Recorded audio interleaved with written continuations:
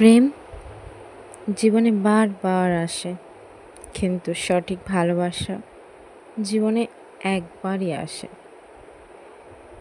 একসাথে অনেকের সাথে যেমন প্রেম করা যায় না, তেমন সঠিক ভালোবাসা কাউকে ভাগ দেওয়া যায় না।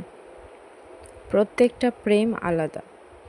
যদি কোনো মানুষ একসাথে অনেক প্রেম করে, তাহলে প্রত্যেকটা প্রেমের আলাদা আলাদা রূপ খুঁজে পাবে।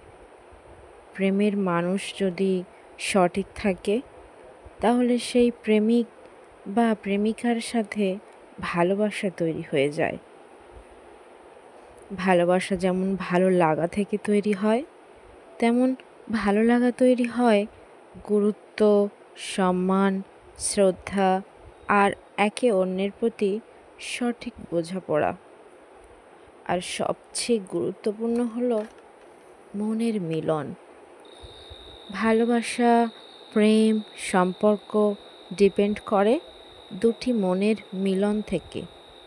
যত বেশি মনের মিল হবে, তত ভালোভাবেই সম্পর্ক মজবুত হবে। আর তবেই তো হবে ভালো লাগা, আর তারপর ভালোবাসা, প্রেম।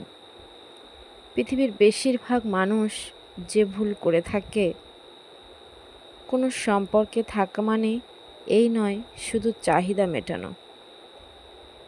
সেটা আর্থিক বা সামাজিক বা হতে পারে দৈহিক।